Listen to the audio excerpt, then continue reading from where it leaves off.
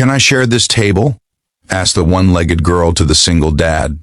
Then he answered the afternoon cafe was loud with clinking cups and passing footsteps. But something invisible cracked open the moment a small shadow stopped beside a lonely table, and a quiet, trembling presence asked a question that would change two broken lives forever. A single father, exhausted beyond words, looked up from his untouched coffee to see a young girl standing on one leg, her balance held together by willpower and hope, her eyes carrying a courage far bigger than her fragile frame. The world paused, just for a breath, as kindness waited for an answer. Before the story goes any further, if you believe that kindness still matters, that strangers can become miracles, and that second chances can change lives, please take a moment to like this video, share it with someone who needs hope, comment your thoughts, and subscribe to the channel. Your support helps stories like this reach hearts that are quietly hurting. The man at the table had not planned to be there long. He was a single father named Daniel, though no one around knew his name, and he doubted anyone cared. The cafe had been his refuge ever since his life collapsed into silence. His wife had died 2 years earlier, after a short illness that burned through their savings and their strength. Since then, every day had become a careful calculation of survival, measured in school lunches, unpaid bills, and the weight of pretending to be strong for his 8-year-old son, Noah. That afternoon, Noah was at school, and Daniel had taken a rare hour off from his delivery job because his hands would not stop shaking. He told himself he was just tired, but deep down he knew it was grief catching up, demanding to be seen. Daniel chose the smallest table by the window, not because it was comfortable, but because it was invisible. He liked being unseen. He stared at the rain streaking down the glass, watching people hurry by with umbrellas and purpose, wondering how everyone else seemed to keep moving while his own life felt permanently paused. He replayed the same questions over and over, asking himself if he was failing his son, if he was doing enough, if he would ever feel normal again. The coffee in front of him went cold, untouched, because warmth felt undeserved somehow. That was when the girl approached. She could not have been more than 12. She stood with the help of a crutch tucked under one arm, her other arm holding a tray far too heavy for her size. One pant leg was pinned neatly at the knee, a quiet confirmation of what was already obvious. But what struck Daniel most was not her missing leg. It was the way she stood straight anyway, refusing to let the world fold her inward. Her face was pale, dotted with freckles, and her eyes were wide but steady, as if she had learned early that fear only made things harder. The cafe was crowded, every seat taken, and the girl had clearly been scanning the room for a place where she would not be a burden. When she stopped at Daniel's table, the noise around them seemed to dull. She did not demand space. She did not assume kindness. She simply asked, with a softness that carried years of practice, whether she could share the table. There was no entitlement in her posture, only hope mixed with readiness for rejection. Daniel's first instinct was to withdraw. He had grown used to keeping people at a distance, afraid that connection only led to loss. But something in the girl's eyes reminded him painfully of his son on the nights he asked if everything would be okay, pretending bravery while searching for reassurance. Daniel nodded before his fear could stop him. He moved his cup aside, making room, and the girl's relief was immediate but restrained, as if she had learned not to celebrate small mercies too loudly. She sat carefully, adjusting her balance with practiced precision. Daniel noticed the scars on her hands, the kind that came from learning things the hard way. He noticed how she placed her tray down slowly, not wanting to disturb him, not wanting to be noticed more than necessary. Silence stretched between them, but it was not awkward. It was heavy, filled with things neither knew how to say. The girl ate slowly, methodically, as if savoring every bite mattered. Daniel found himself watching her without meaning to, his thoughts drifting away from his own pain for the first time in weeks. He wondered what her story was, what accident or illness had taken her leg, what strength had replaced what was lost. He wondered who taught her to be so careful with the space she occupied. Minutes passed, and something shifted. The cafe no longer felt like a hiding place. It felt like a shared shelter. Daniel realized how long it had been since he sat with another human being without needing anything from them. He felt a strange warmth bloom in his chest, uncomfortable and unfamiliar. It scared him, but it also felt alive. The girl finished her meal and wiped her hands neatly, folding her napkin as if order could be a form of gratitude. She did not rush to leave, though she clearly could have. Instead, she looked out the same rain-streaked window Daniel had been staring through earlier, and her expression softened. In that moment, Daniel understood something without words. Pain recognized pain, loss recognized loss. Eventually, the girl shifted, preparing to stand.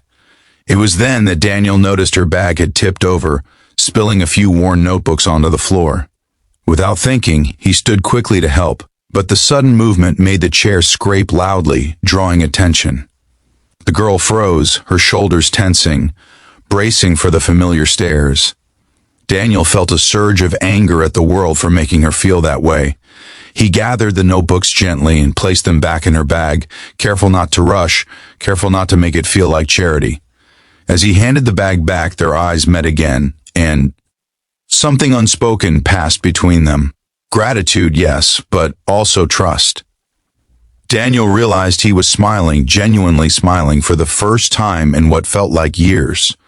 The girl smiled back, small but real, and in that moment the cafe felt brighter, as if kindness itself had weight and light. After she left, Daniel sat back down, stunned by the ache in his chest. He felt tears burning behind his eyes, not from sadness alone, but from the sudden realization of how deeply lonely he had been. That brief shared table had cracked something open inside him, reminding him that connection did not always end in loss. Sometimes it simply reminded you that you were still human. That evening, Daniel picked up his son from school with a lighter step.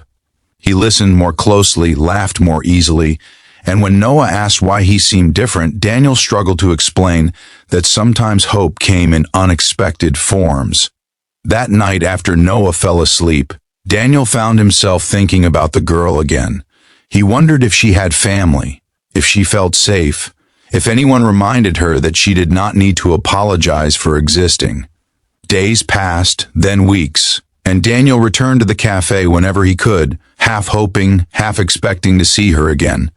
He did not know why it mattered so much, only that it did. Life, however, rarely moved on hope alone. Bills piled up, his job hours were cut, and the familiar weight returned. Still, something had changed. He found himself holding doors open more often, meeting eyes instead of avoiding them, allowing small kindnesses to matter. One rainy afternoon, just like the first, Daniel saw her again. She stood near the counter this time, struggling slightly with her tray as the line behind her grew impatient. Without hesitation, Daniel stood and helped her carry it, guiding her back to his table by the window. There was no question this time. The space between them had already been bridged once. They sat together again, and though there were still no spoken words, the silence felt different. It felt earned. Daniel noticed her notebooks again and realized they were filled with sketches. Careful, detailed drawings of people, places, moments. He recognized the cafe window, the rain, even his own hunched posture from that first day. His breath caught. The girl had seen him, truly seen him, and remembered. She carefully turned a page and showed him a drawing of a man and a child holding hands under an umbrella. Daniel recognized himself in Noah instantly. His throat tightened. He had no idea how she knew, but somehow she did. The drawing was not perfect, but it was full of warmth. It was hope on paper. Daniel felt something break open completely then. He understood that the girl had been carrying her own pain quietly, translating it into art, turning survival into beauty. And in choosing to share a table with him, she had chosen to trust the world one more time. He realized how powerful that choice was. From that day on, they shared the table often. Sometimes they exchanged a few words, sometimes not, but the presence itself became a ritual. Daniel learned that the girl lived in foster care, moved from place to place, her life a series of temporary homes. He learned she dreamed of becoming an artist, not because she wanted fame, but because drawing helped her feel whole. She learned about Noah, about Daniel's late wife, about the way grief could make even breathing feel heavy. Slowly, their lives began to change. Daniel helped her apply for an art scholarship. She helped Daniel see his own strength reflected back at him. Noah met her one afternoon and instantly accepted her without question, asking about her drawings and showing her his favorite toy. In that moment, Daniel saw a future he had been afraid to imagine. The cafe by the window became more than a place. It became a beginning. As this story draws close to its ending, if this moment of shared humanity touched you even a little, please take a second to like this video, share it with someone who needs to believe in kindness, and subscribe to the channel. Stories like this, live because of you. And before the final moments, we have one special request for you. Please comment below with a simple heart or the word kindness if you believe that even the smallest gestures can change a life. In the end, Daniel never forgot the day a one-legged girl asked to share his table. He never forgot how close he had been to saying no and how different everything might have been if he had. He learned that kindness did not require grand gestures, only presence. The girl learned that asking for space did not make her a burden. Together, without meaning to, they saved each other in quiet, ordinary ways.